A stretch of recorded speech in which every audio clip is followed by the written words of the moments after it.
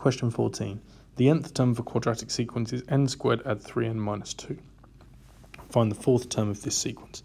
So the fourth term is when n is equal to 4. So that is going to be 4 squared add 3 lots of 4 take away 2. 16 add 12 take away 2 is 28 take away 2 is 26. Here are the first 5 terms of a different quadratic sequence. Part B, find in terms of n an expression for the nth term of this sequence. So the first thing I do is label them n1, 2, 3, 4, 5. So numbering the terms.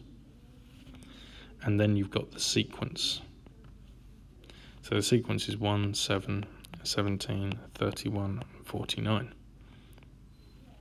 Then we look at the gaps. So the gap here is 6, 10, 14, 18, and so the gaps aren't the same, so we look at the gaps of the gaps. So we've got 4, 4, 4. Now, what we then do is we have to halve our second difference, and that tells us the number of n squared. So half of 4 is 2, so we're going to have 2 n squareds. So looking at this, what we're going to have is our n value here. We're going to square it and times it by 2. So that's going to give me 2. 1 squared is 1, times 2 is 2.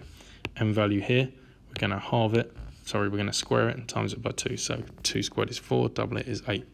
3 squared up here is 9, double that is 18. 4 squared is 16, times 2 is 32. 5 squared is 25, times 2 is 50.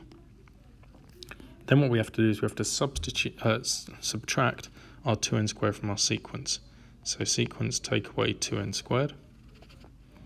So that's going to be minus 1, minus 1, minus 1, minus 1, minus 1. Because we've got the same number here, we can say that our sequence is going to be the 2n squared that we found, take away 1.